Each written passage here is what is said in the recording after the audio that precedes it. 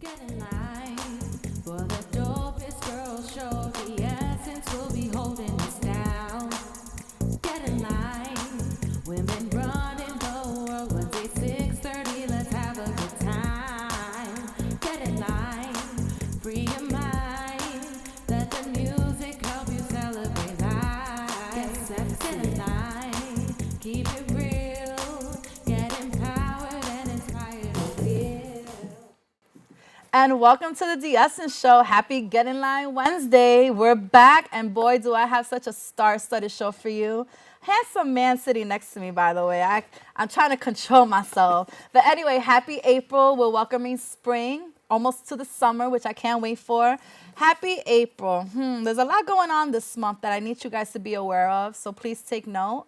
Autism Awareness Month, National Volunteer Month, so go and start volunteering wherever you would like to work. Volunteering, helping, and assisting can get you far. Sexual awareness, assault awareness is very crucial. There's a lot of that going on in our communities. So please speak out.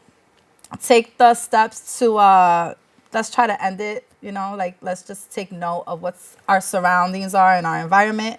And last but not least, National Month of Hope, which I'm full of hope. And I had so much hope that I was able to get my guest here today. I would like to introduce a actor. He has such a big resume. You guys probably have seen him in 11:55, which I've seen on Showtime numerous times. Series Power and Empire, Blue Bloods, Chicago PD. That he appeared in Man of the Ring. The list goes on. He raps on the side. He also writes. There's just a lot going on. He's from Queens. He's one of our Latinos. So I'm very happy to have him here. Mr. Victor Almanzar, welcome to the Dessence show. Thank you so much for having me. How are you today? I'm doing great. I didn't know I did all those shows and I had such an extensive resume. I was like, oh, who's this guy you introducing? You have a very big resume. You've been involved with a lot of things. You're actually a graduate of Pace University. I am. The Actor Studio Drama School at Pace University. Nice. How does that feel? It feels good. Out of the people in my neighborhood and my family, I didn't think I was going to be the one to get a graduate degree. And when I come back to the neighborhood and they all know that I got a graduate degree, they're like, you? A graduate degree? It's like, yeah. And then they tell me, that's gangster. That's really gangster. It is. Yeah. It is. So tell me, we have a lot to talk about. We'll be here for an hour with him because I just felt like he needs to be broadcasted as much as possible. I cater to Latinos in our community, and I don't know, I see something in you, and I think a lot of people see it in you, and we want to see you go far. Let's start with the beginning, Victor.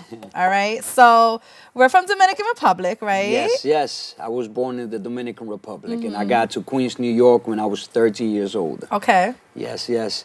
And when I first got to Queens, I was, it was a big change in culture. I went from a straight A student into Queens, New York, and, in the 90s, it was a lot of gangs, a lot of different pockets of gangs, and I was very confused. I didn't know the language, and I didn't know what was happening. And I ended up joining a gang here and stuff like that. And within 6 months, I went from a straight A student into cutting class, smoking weed and drinking. Smoking weed was okay, all right, for me.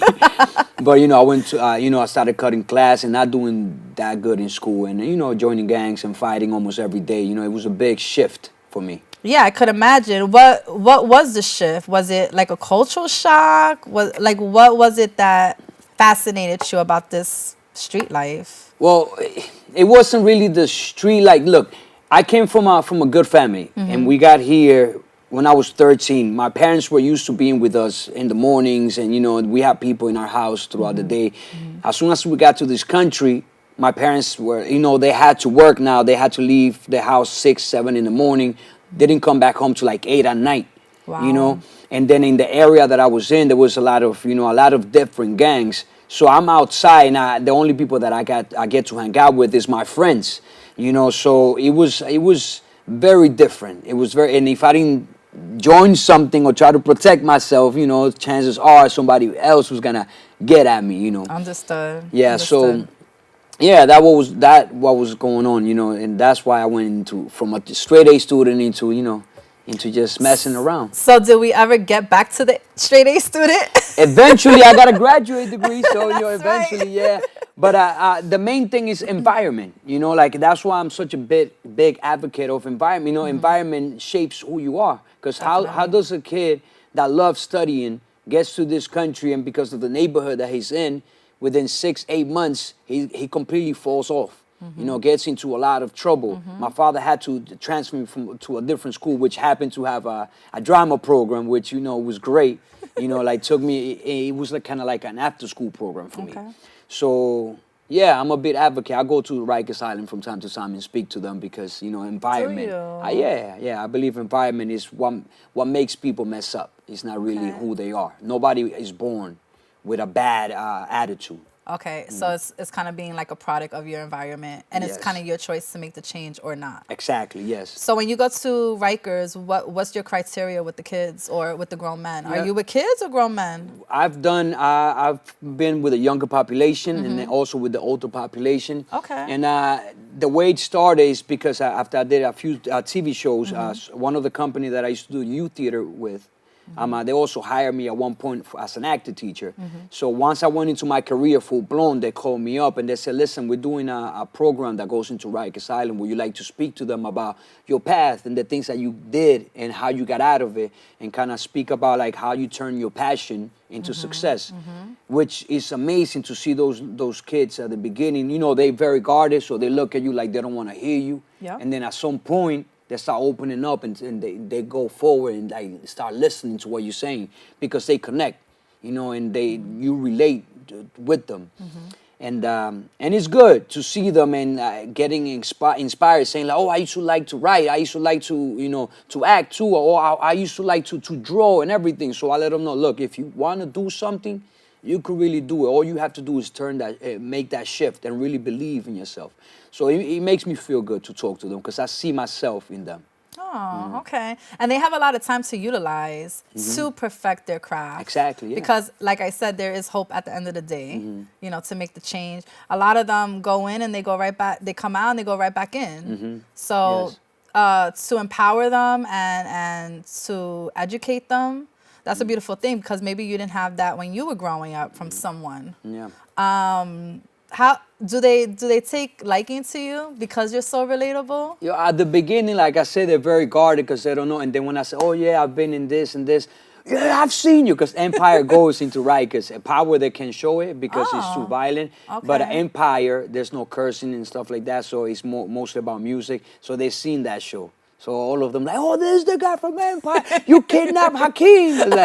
So they, they get very, they get excited about that when they see someone that's doing something big out there. And when I start to tell them my story, the things that I got involved with before the military and after the military, I got involved in things that, that because of the neighborhood that I was in, again, Yeah. they see and they find a connection and they see in themselves, wow, if he could do it, I could do it. Definitely. And that's a blessing. That's beautiful that I could do that I could bring some sort of hope to them. Did you ever think about teaching in schools? I did. The Okay. reason why I went to get my grad degree is because of that. I didn't think I was gonna go full blown into acting, but that was the only thing kind of like in a way saved my life 3 times. And I was like, you know what? The last time I went to school was for that. Let me get a bachelor's, then let me get a master's, and I'm gonna try to teach. I'm gonna try Look to at go, that. But then things shifted, things started. God had a different plan for Yeah, you. yeah. Look at that. And then you started doing plays. I started doing plays. Well, before we get to that, because like I said, we have an hour with you. I want to know a little bit more about some trial and tribulations that you had that got you to the point that you went to the military. All right. So, like I said, just a little more of a deep look into your life. all right, like I said, I was involved with, with little groups and stuff, doing like, it was, look, the thing with gangs, a lot of the times when you are that young, it's just a bunch of young kids trying to find a community together. Okay. But we're kids, so we make bad decisions, we make bad choices. We go and we probably steal something, or we fight somebody that someone gets hurt. Or we drinking, and the cop stops us, So it's young kids, teenagers getting into trouble because they're trying to find something within each other, right? So that being said, after I did after I finished high school, I was going to Borough of Manhattan Community College. Okay. For like a semester and a half, and towards the end of the second semester, I met a guy that he used to live in Uptown. I'm from Queens, and I told him some of the things that I was involved. He told me some of the things that he was involved with, and he came up with a plan to make some money. Long story short, the plan went south because he went ahead and did it without me, and he got into big trouble, and he got taken into a car, and they were asking for me and who I was, and these people were older. It was like in their 40s, and I'm 19. Right. And I was very scared. I feared for my life, you know, and I heard how everything happened and that they were asking, who is this kid? So I remember one of my friends from high school had just come out from the military, from the Marines. So I asked him how he was.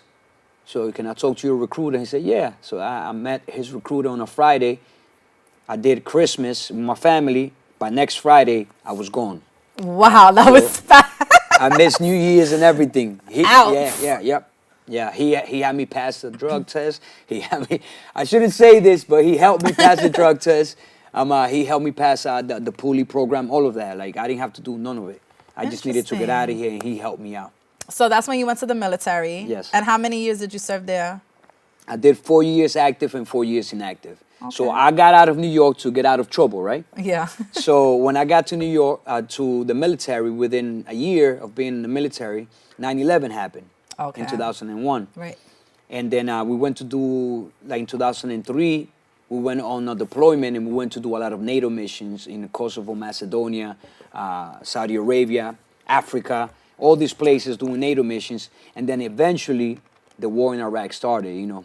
And I was with the very first wave that went into Iraq. So I did Operation Iraqi Freedom, Operation Enduring Freedom, and then I came back home to train a new unit. So I left New York to get out of trouble, to find bigger trouble, you know, in the military, you know. Definitely. And my voice is gone again. You're right. This happens all the time. It's like the air here gets my voice done with. Oh, man. Anyway, so you were a former Marine? I'm a former Marine, yes. I did Operation Iraqi Freedom, a bunch of NATO missions, and then I was like, you know what? I need to do something else. That's not my life. I did the military just, you know, to get out of trouble. I don't want to continue doing this. So I left to do an album. That was the idea, to do a music album. Yeah. So that's the first love. That was I did music and acting like simultaneously, but I think hip hop in Spanish, like that was what caught me first. I used to listen to Tupac and Biggie when I first got here. Through one of my cousins, he put me on. Nice. And I didn't know what they were saying, but I love what they were doing. So I would try to do the same thing in Spanish. And I learned English quick listening to them and watching Fresh Prince and Martin Lawrence. I learned English within 6-7 months. Really? Just listening to them. So, you know, acting and music has always been in my, you know, right there for my grabbing. You know. Explain your music. My music is straight up New York hip hop. You know, it just happened to be in Spanish.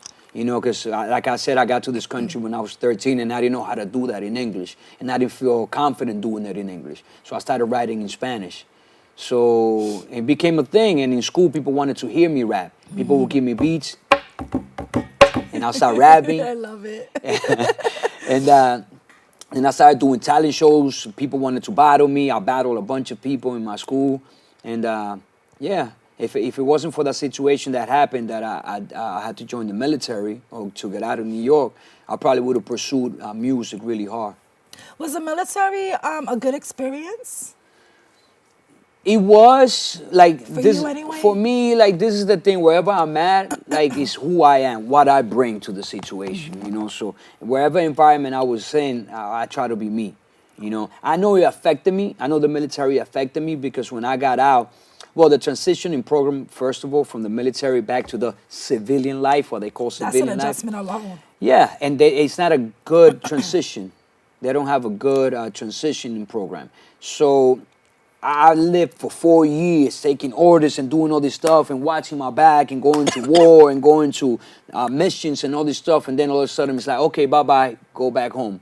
So I'm back in my same neighborhood where I left, and I didn't know what I wanted to do. It's like a trap. Like you In serve a the way. country, but then there's no preparation for adjusting to life again. Mm-hmm. And some people, it's hard to find a job, a place to live. Mm-hmm. Sometimes the mentality is a little not right. Yeah. Did you suffer from any type of trauma from that? I mean, a lot of people have the ego things. Nah, that was easy. It was nothing, And for a while, when I came back, I was just wanted to hang out and do stupid things out there. That's not a curse, right? Stupid. No, it's not. You're good. So I just wanted to do stupid things out there, and I got into a lot of trouble, And I didn't understand why I was going so deep into that, into the trouble, into just like somebody had a problem, and I'll be the first one to jump for something, and I was chasing something that I didn't know what it was. It was inside of me, and I didn't know what it was. It took me a while for me to get into a very, very deep, dark place to realize I have something going on with me. Which is when you check your mental health. Yes. Right. So then I went and I asked some questions, and it's trauma. You go and you see people getting shot. You see people getting killed. You are involved in all these situations. You do, very intense missions. So chances are, when you are a kid, you are 19, 20, 21, 22, 23, come back to your area. These things, even though you might not want to admit it or might not know it, subconsciously affecting you. So it takes a while for it to come back into the surface. That's why, I stay busy. I'm either working out or writing something or preparing for an audition or writing music or recording something, because the moment I stay sitting down not doing anything, chances are like I'll go into a place that I don't want to go. Got it. So it's a constant battle then. It's a constant battle. What is it? In the fields? In the battlefield. Yeah. So I'm always in the field, basically. I got you. And but don't get me wrong. Like if I stay busy, I know how to handle myself, because I know now. Before I didn't know that there was something going on. And a lot of people that come out of the military that have gone through a lot of trauma, they don't know what's going on. And they self-sabotage. A lot of them get locked up. A lot of them become homeless. A lot of them kill themselves. Yeah. Because they don't know. At some point, acting saved my life. Like I said, it helped me see myself. Because you cannot act without knowing what you have inside the instrument. What do you have from yourself to bring into the roles, right? So in order for me to understand what was happening, I had to study myself. And in studying myself, I had to be honest with the things that I was feeling. And it was kind of it helped me, it saved my life. But now I understand what's happening. I could use it, or I could also suppress it and try to, let me do something else. Focus on my energy on something else. So you're still living in Queens now? I'm in Brooklyn now. You're in Brooklyn. Hey, none of that here. We're in the BX, all right? BX. I'm in the BX. You know the rivalry between BX and Brooklyn. Yeah. I'm gonna be the bridge that unites them. Good. You should be. Yeah. How's living out there? Are you finding yourself okay over there? It's okay. It's cool. Like I said, I'm from Queens. I'm always gonna be a Queens kid. Yeah. And but Brooklyn is cool. I'm getting used to it's a different environment in a way. There's a lot of bikers, people popping wheelies in the area. There's a lot going on in Brooklyn. Yeah, it's pretty cool. It's pretty cool. Nice. Yeah. All right, so military, and then it goes into the acting career. Yes, eventually, yes. Okay. Yes. So what made you say, all right, I think I want to try this out? So this is what happened. When I came back from the military, somebody that was in the youth theater group that I was in, the creative arts team, CAT, the creative arts team, they hit me up, where you was back? It's like, why don't you come and become an actor teacher with us? Like, I was in the war and everything.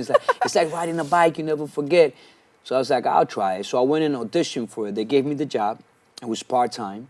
So I would be going through schools, different schools, talking to kids through theater about, gang violence or drugs or, all this stuff. But at the same time, I'm back in my neighborhood, doing the things that I did before I left. So, I'm telling kids, don't smoke, and I'm over here smoking.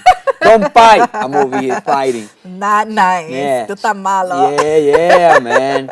But you know, it was because of all of that. I didn't know what was going on with me. Like I wasn't like, you know, grounded, very grounded. You know, I just left the military, no transition, and I'm like, I didn't know what was going on. I was just living Right. in the moment. And then eventually, I stopped working for the creative arts teams because I got in trouble again, and I can work for the Board of Education if you get in trouble with the law. Goodness. So I went deep into that world. And when I got into a big situation where I fear for my life, through myself, like through doing things to myself, and because of all the problems that I had with other people, I was like, what am I doing with myself? I looked at myself in the mirror and I didn't recognize myself. Right. And it scared me that I didn't know who the person in the mirror was. And I was like, you know what, I gotta do something. I gotta take care of that kid in me, that 7-year-old kid. I saw him crying and suffering. I was like, I gotta take care of that kid. You're letting him down. And how old are you at this point? I'm like 27, Okay. 28. Okay. And I saw it, that kid crying. And I'm like, I gotta father him. I gotta father myself. Mm-hmm. So I took that kid to City College I love to it. try to get his bachelor's degree. And I didn't know what I was gonna do. I just wanted to do something else from what I was doing out there. And then, and I saw theater and speech. I was like, oh, I remember doing theater. Let me try that. So I went into that field, and little by little, the teacher started telling me, yo, you got something, Mm-hmm. continue. Someone that I used to work for the creative arts team with Mm-hmm. someone I used to work with at the creative arts team, he hit me up because he wanted to do a pilot for a TV show. And I told him, all right, I'll audition for it. He gave me a role in it. And then I was like, you know what? Maybe there's something here. They accepted me at the Actors Studio Drama School. And at the same time, I did an intensive with a acting company called Labyrinth Theater. Mm-hmm. And some of the biggest actors and writers and directors are part of this company. Nice. And this writer called Stephen Ali Gergis, you know, I read some of his work, and as I started going into my graduate program for acting, he called me up to do a reading of a new work that he was developing. I did it, and that was kind of like my audition for it. And 2 years into my program, I got offered my first off-Broadway play, Beautiful. which was Between Riverside and Crazy, which I got nominated for the Lucille Lortel Award. Yes. Congratulations on that. Thank you. And that must have been a big deal. A big deal. A huge deal. Huge deal. And he also told me something, listen, you got something here, protect it. Yeah. Leave that world alone, protect this. You know, this is the third time that acting saved your life. It's a sign. Plus, you're getting paid for it. That's right. And Do I it. totally believe in signs. Yeah, So yeah. tell us a little bit about that play. It was amazing. My first play ever Mm-hmm. that I was getting paid for. And then I remember when it was my one of those God. sets that turn around and then you with the 360? audience. Yeah, so Yeah. I started on the other side. So the sets turned and I'm with the audience when I'm about to do my first. Yeah, and I'm the first one that speaks in the show. How So- did you do all the memorization? Oh, I've always been good with memorization Oh, because of I the need music. some tips. You know, I've always wrote music, Right. and I always memorized and went back Right. into the school and rapped it. Right. So you were So- kind of used to Yeah. rehearsing and kind of getting lines. Exactly, in there. yeah. Okay. Plus, I love acting. I love acting. So when I'm reading something, I get into this character and I read it at night. I read it in the morning. I read it at night and I read it in the morning. When is the best time to memorize? Because I'm in a process of memorizing now for position. This is how I do it. All right. Tell me how you do it. So first of all, I read, understand what's happening. Uh-huh. Okay, and then I read it every night Uh-huh. before I go to sleep. I read my parts, and I try to understand my arc. Okay. Then when I wake up in the morning, the first thing I do is grab my script and read the same thing, my arc, my parts, and try to understand what's happening with my character. The reason why is you read it before you go to sleep, Yes. your brain is working on it at night. Got it. And when you wake up in the morning, your brain is fresh. You have rested. So, Perfect. You Yeah, answered my question. yeah. I love it. All right. So then it goes from plays to what's your first project? My first TV Yeah. project, I think the first TV I did was Empire. I think it was, or Chicago PD. It was around the same time. I was in Chicago doing a audition for a play in Chicago called Grand Conquers. Okay. At the Steppenwolf Theater. Right. Regional theater, which is one of the best theaters in Chicago. And as I'm doing this, the casting director for this show came to see the show, and the assistant came, and I sent the assistant my resume and headshots, and they called me in for an audition. So I auditioned for 3 shows, Chicago PD, Chicago Fire, and Empire. And I got Chicago PD and Empire. So I called my agency, listen. That's a huge deal. Yeah. Because Empire, when it first came out, ooh, that was the talk of the town. It was. It still is. It still is. Yeah. I mean, you know, then the whole Power came out and kind of like made that look like PG. But Empire, that first of all, that's an A-list cast right there. Yeah, so that must have been exciting. It was super exciting. And to tell you the truth, I wasn't into Empire around that time. My wife was. She was like, "Oh my God, it was the hottest thing." Yeah, and when I told her, I think I'm gonna get in this show, Empire. Oh my God! And she was like, "What? You don't know what show you're getting into?" And because it was at the second season when everything was hot. That's what I'm saying. You know? Yeah. So everybody was like, my agency too. When I called them, listen, negotiate this contract for me. They were like, "What? You getting on what?" And then they started like, okay, figuring it out, and then they negotiated the contract, and then I realized how big of a show it was. What a blessing to just get into something like that, like one of the top primetime series. Yeah. And do you have any like behind the scenes secrets you can tell us? Not secrets, or memories. But I had a great time. Taraji P. Henson, she's amazing. She's a powerhouse. Yeah. She's come a long way herself. Yeah. She's on everything. Yeah. You know? Like, I just hope I could get to work with her again. She did this thing. At one point, we was rehearsing. We was doing a scene where, like, she comes up to me, and I basically, she has to hire me because she moved into my neighborhood. So I'm trying to extort her for money. Right. And then I got my friend is sleeping with her. She don't know he's my friend.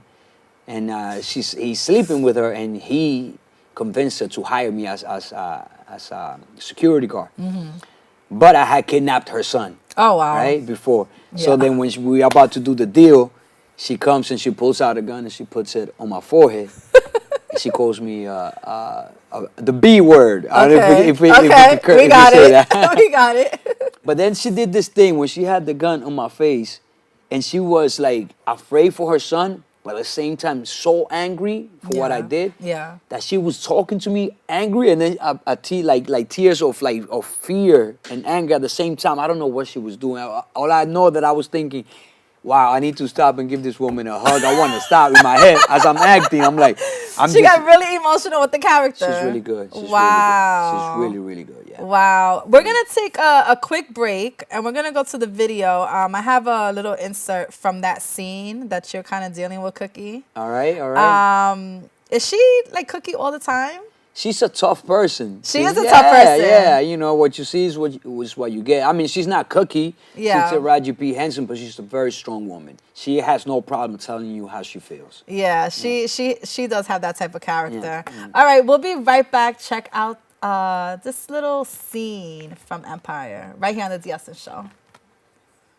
Good stuff. I don't want nothing from you. You the one want something from me. Yo. I'll pay for your protection, but I'm only going to give you a small percentage of my vendor's costs. Say what? Yo, ease up. As I see it, we only need to start with the perimeter. Bump that. We do all or nothing. No, the kid's right. He's right.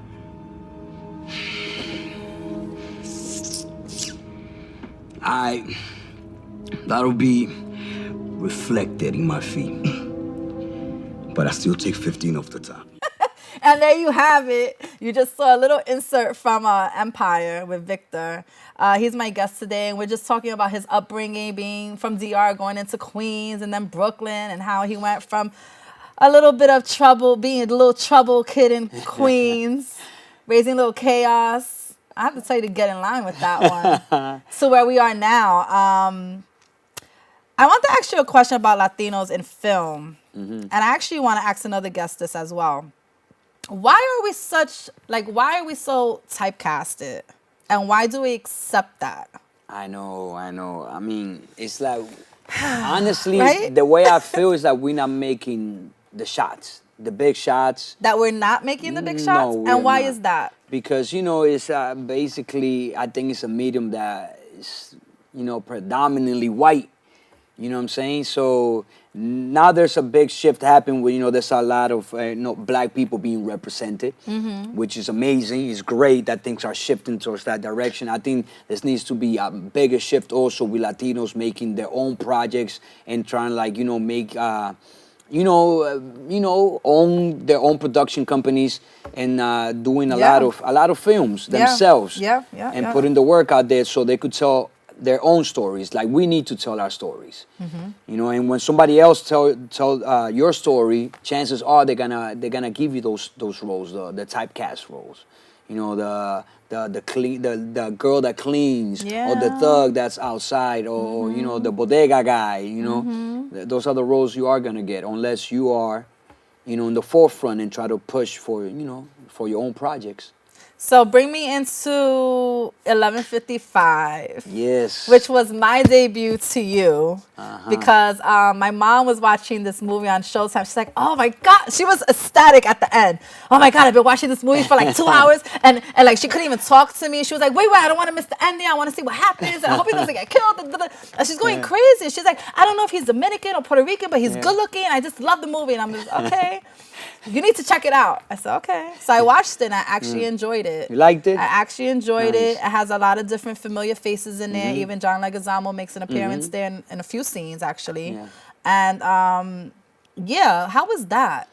All right. What year are we talking? That was 2016, was it? 2016, we started working on that movie in 2015 as far as the writing Yeah. and the development of it. And then in 2000, the writing started in 2012. 2015, we completed like a bunch of drafts. Not that completed, but we went full blown into production. We want to produce this movie. And it came about over a discussion that I had with two other writers. The main writer, the one that really put his hands on the computer to write, his name is Ben Snyder. We talked about a little bit of the things that I was going through. And you was also a co-writer for that, I right? was a co-writer. Because it's kind of based on your life. Yes, somewhat? semi-based, it's like it's so fiction. natural mixed at with, it. Yeah, thank you. Yeah. It was fiction mixed with reality, and it's a world that I understand very well. So we connected, and he was one of the same guy that put me in the TV pilot before I went into school, back to school. And I told him all the stuff that I was going through, and I wrote the script, and he told me why you wrote it, and I told him why. And 2 weeks later, he came up to me and said, "Listen, can we develop something more like geared towards the things that you told me?" So let's do it. So we will meet every Friday, and he came up with an outline with the other writer, Ari Isler. They came up with an outline, and every Friday we will meet, and I'll improvise some of the scenes. How would this go down? What would my sister say? What would my friends say? How would I respond to that? And how would the scene take place? How would I see it? So I'll improvise. He'll type, go home, type something, send it back to me. Oh, this doesn't make sense. Send it back to him, and then eventually we went into production. We raised some money, and other people got involved in the project, and they wanted to shoot this film, and I'm very proud of it. Because we tell the story from the Latino community, but it's not a Latino movie, it's an American story. Yes. It just so happened to be Latinos in it, So happen to be Latinos, and we giving them more than a two-dimensional character to the main guy and to all these other characters. Right. You just don't see this guy, he was involved in this world. He was involved, but then he went to the military. He has a family. He has kids. He's going through all these emotions and everything. We made sure we represented the women. Yes. In our Latino community, the women are so strong. Yes. And in most movies, you just see them being like I said, the maid or the one that's always sexy. But like the women in the movie were the ones that really had my back, if you really notice. Yeah, they did. My sister would like fight anybody. Yes. They're very strong women, Yes. the Latino women. So we made sure that was taken care of. And we wanted, in a way, like the main writer always say, this is like basically an anti-Western, basically, because Westerns are very misogynistic, At the same time, they glorify violence and they're very racist. Oh, right? okay. So this is the reverse. This is we bigging up our women.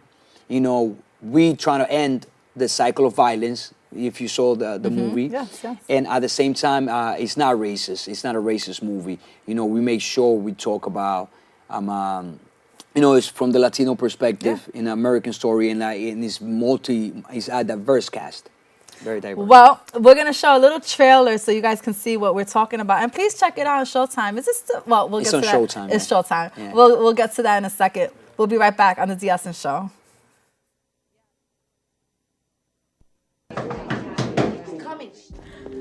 Nelson, welcome back, papi.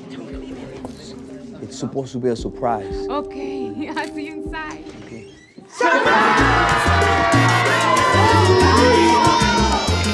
What did you learn out in the Marines? I learned a lot. Know about computers? Computers. Yeah, in the commercials, they're all on the computers. But I'm trying to do something else right now. Settle down, have a family. You're a family man. That's the plan.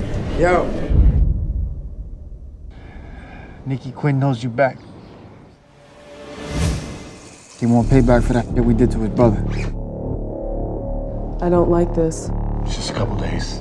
They're trying to catch a body, and that's you. There are people coming to kill you. Get out of here already. 2 for Boston.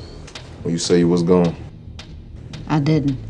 I ain't running this time. I ain't scared.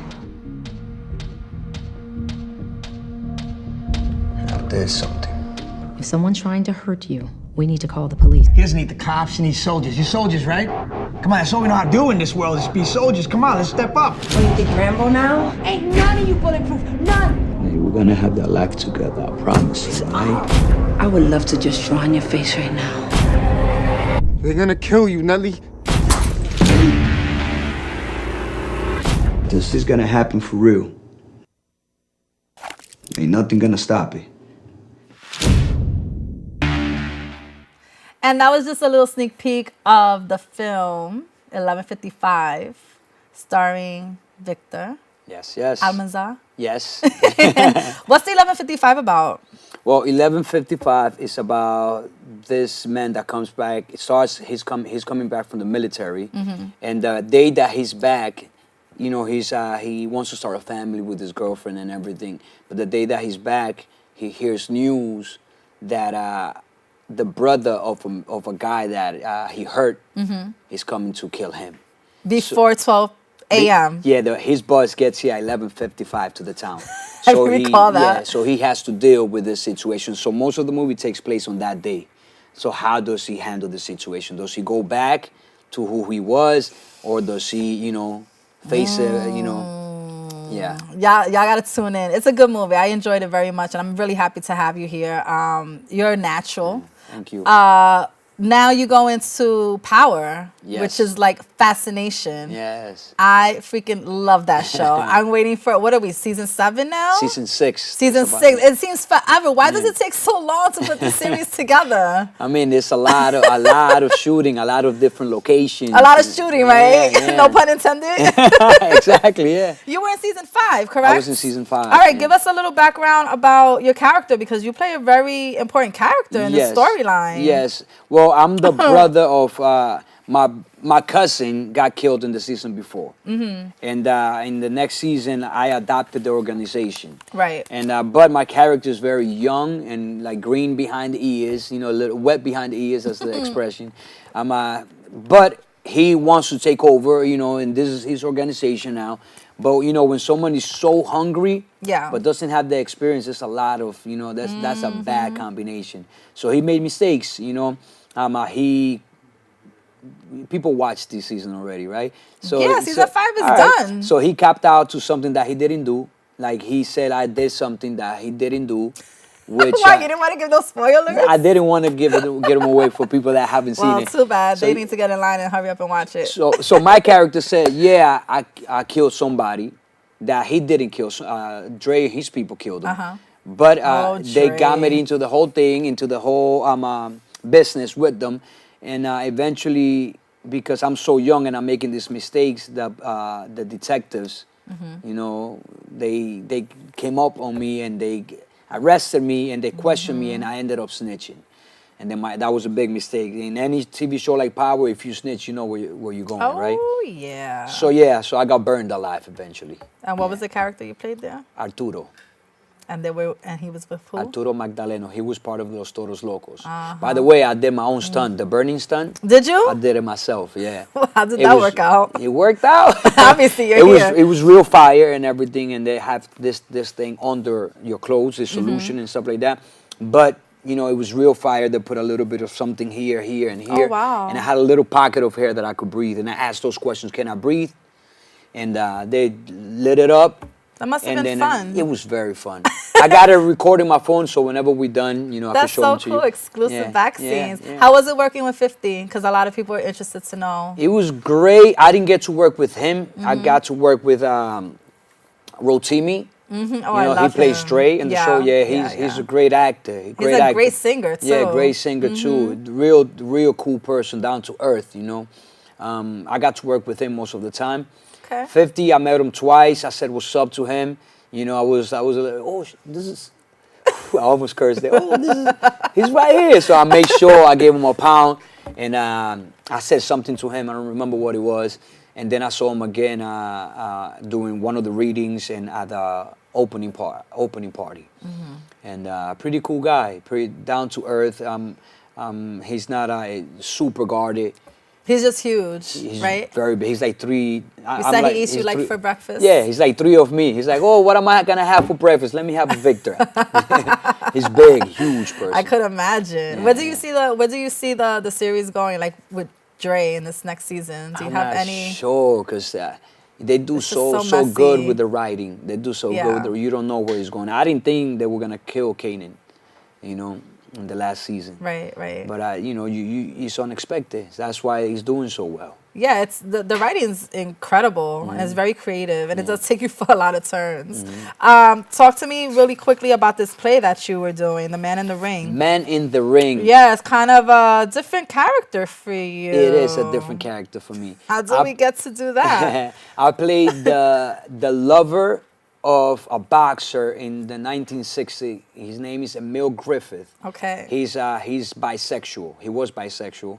And around that time, you know, the shun upon, you know, Yeah. people, it's not like nowadays. Oh, that is all out there. Yeah, exactly.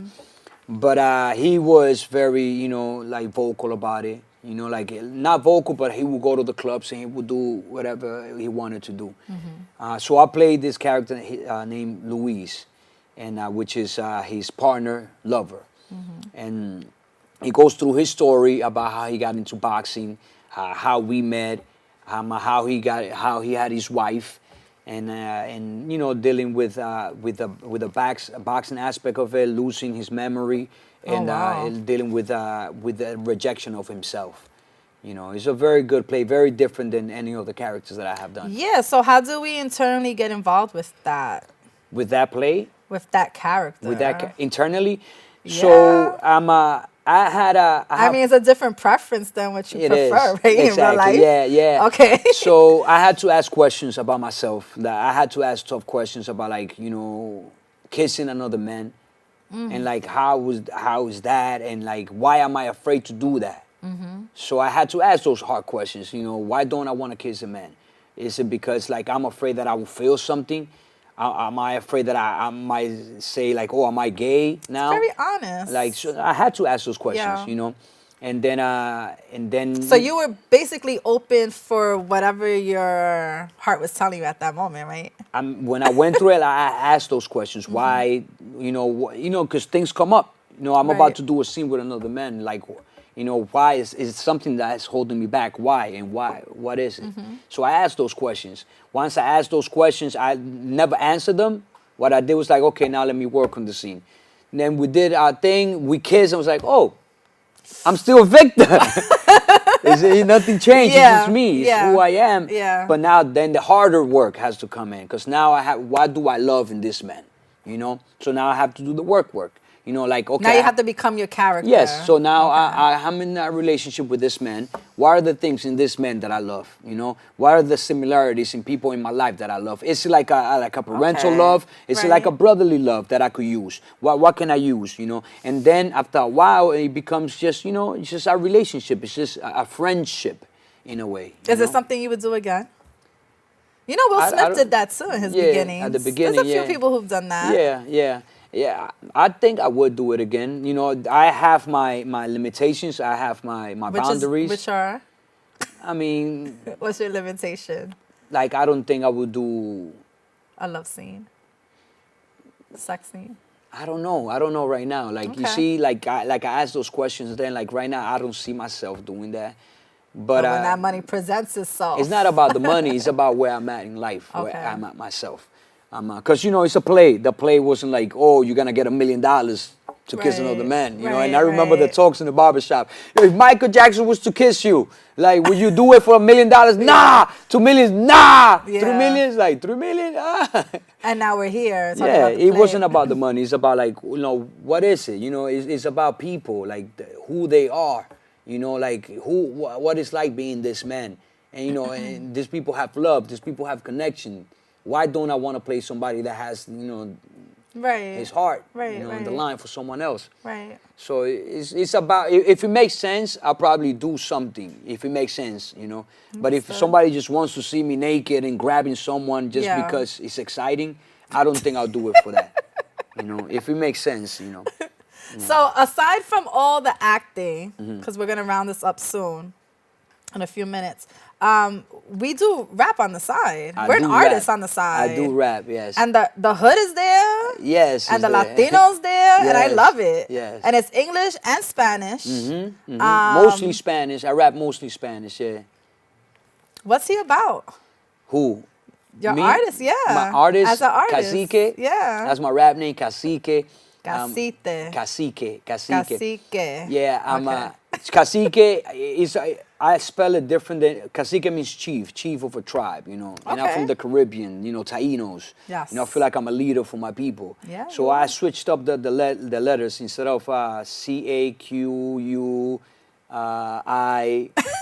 something like You that. spell it Cazike. Yeah, Cazike, Got it. So I spell it like that. So Cazike is basically me when I was when I got to this country, I wanted to write music. I didn't know how to do it in English. I would write it in Spanish. And I wanted to say things about the government. I wanted to say things about society. I wanted to say things about my family. I wanted to say things about relationship. Yeah. And that was a perfect art form for me to do it. So I started expressing myself a lot through that. Everything that I was going through, I would do it through the music. So it's a great medium for if you have a voice, if you have something to say. Definitely. It's poetry with rhythm, with swag. Yeah, you maybe know? we can get that in the next movie. Yeah, You hopefully, yeah. Keep doing that. And maybe we can work more in London.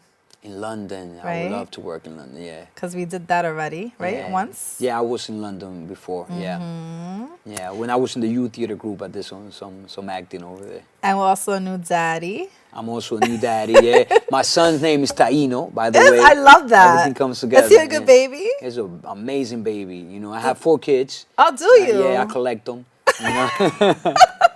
So I have 4 kids, but out of all of them, this one sleeps through the night. So it's a blessing. He was like, you know what? That is You've a done it blessing. enough. Yeah, you've done it Tito. enough. I'm gonna let y'all sleep. Cool. I know y'all know what y'all doing. I love that. Yeah, How old yeah. are your other kids? One is 8 years old. She's the oldest one, Viviana. Then there's another one named Victor, like me. He's Okay. 7 years old. Then there's a 5-year-old. And then there's Taino. Oh, so you was busy. Oscar, yeah. Like one after the other, mister. Yeah. Goodness gracious. Yeah. All right, so what do we have looking forward in the future? What's going on? You writing a book? I heard a rumor that you want to write a book. Who told you this? I don't know. I do my research. I listen. Yeah, I am writing based, also in my life, like the things that I've been through, Yes, let's from the do Dominican it. Republic, getting over Let's do here, it. getting involved in the gangs. Yes. The military coming back into New York and how I found success through through all the chaos. So that's kind of like what the book is going to be about, kind of semi-biography. Beautiful. I would biography. definitely read it. Yeah. I'm also writing TV pilots. I'm also writing, I'm writing right now a feature film also. I need to finish and complete. If anybody that's a So writer out there. you're actually in process of it? Of writing it, yeah. Okay. Yeah. So, you know, so it's hard sometimes writing stuff because, you know, you put it to the side, you finish something else, you get back to it. So that's kind of like one of my babies. I want to finish that, you know. And I'm writing music and I'm putting videos out there. And I want to start performing and putting my music to the radio stations and stuff like that. Yeah, definitely. I just don't want you getting too sidetracked with the music because I do like you as an actor. Thank you. And I feel like we need to see our Latinos more out there doing the damn thing. You're a pleasant face to look at and you're an honor to speak with. Thank so you. I would love to have you back in the future with more, more projects. I read a review about you and it was they had stated that you were one of the kindest, most dedicated individuals that they had the pleasure of working with in the last 7 years, that you're very honest and diligent and patient, and that you're going to make it large waves in acting and producing world in a very short time. Wow. I don't even know who wrote that. I gotta find We'll that. talk after the show. I found it and I wrote it because I thought it was really empowering. Thank you. And I just want you to before we end the show and end with a video, let my people go, I want you to let them know where they can find you. You could find me Social media. in social media, in Facebook, Victor Almanzar. Also, you could find me in Instagram as _Almanzar_Cazike. I just started a music page, Cazike1. And yeah, those are my social medias right now. Yes, he's very personable. So if you have anything good going on, please work it out. Thank you again for being on the show. Thank you for having me. Yes, we're family now. We keep in touch. We got to keep each other empowered and uplifted. Yes. And I want to see your face more on television. Let's do it. From your mouth to God's ears. Oh, of course. Thank you guys for tuning in each and every Wednesday at 9 p.m. on the Dessence Show. Get in line. Thank you to my production team. Without them, I'm no one because it takes a village. And for everyone that is watching and empowering and supporting the movement of the Dessence Show. See you next week. Awesome.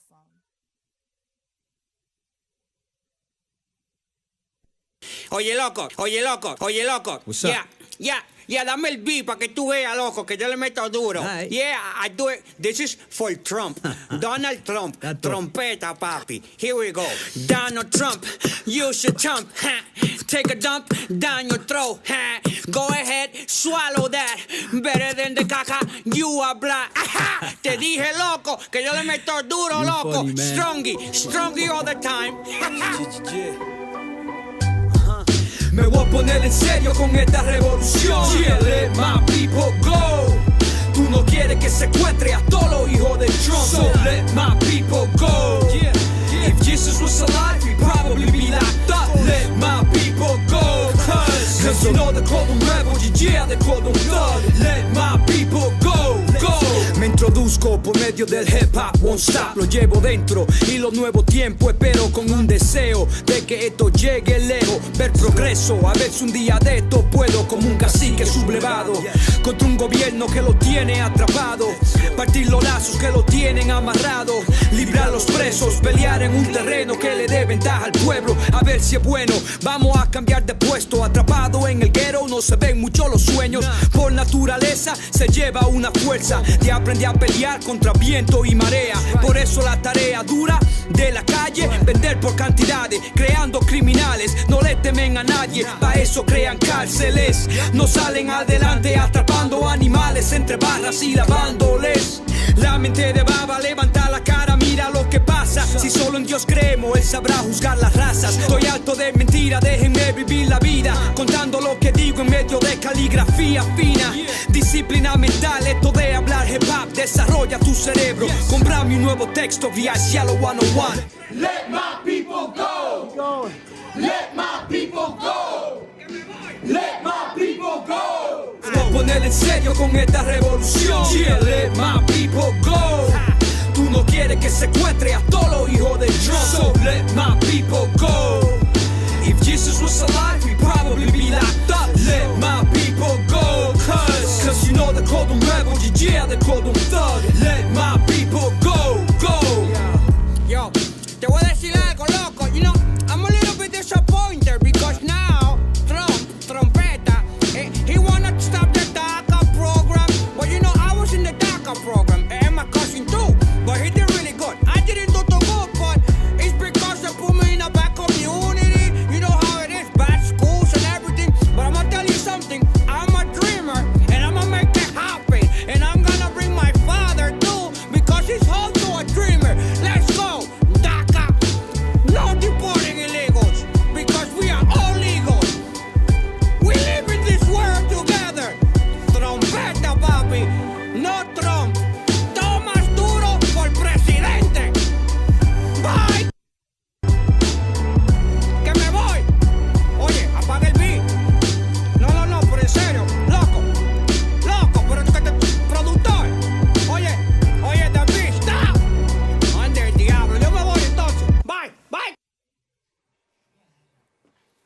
And before we end the show for the evening, I just wanted to say a few words about someone who is very special to us in this industry. He goes by the name of First Class. We have lost him a couple of weeks ago on March 5th due to a heart attack leading him into a stroke, leading him into a coma. He was on a vacation with his loved one and passed over in the state of Florida. They traveled his body back for us to be with him for the last few days, his service. We are devastated and been very heartbroken, and I just want to give you guys a little tribute to what his life was about. He was a father of 3. He held down the Bronx and the city to the highest degree. He was the CEO of the Club Killers that you probably see around on Instagram and all the Bronx clubs in New York. He was my gem bro. I had many times with him at events and even on my past shows. And we love you. I will always keep you in my heart. Gem power forever. And sleep in peace, First Class.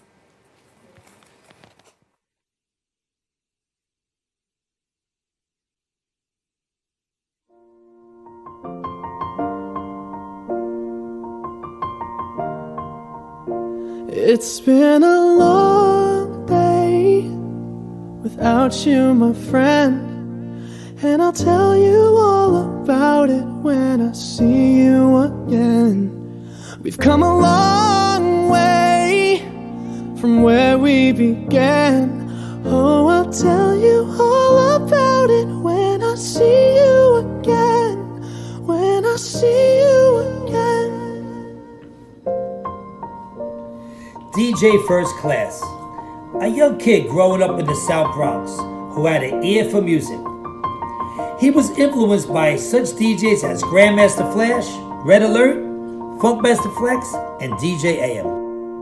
At the age of 15, with his savings, he put together a mobile DJ set. He started doing house parties, sweet 16s, and weddings. He started to build up a great reputation from these parties at the age of 17. He was hired for his first major gig at a club in the Bronx called The Riddler.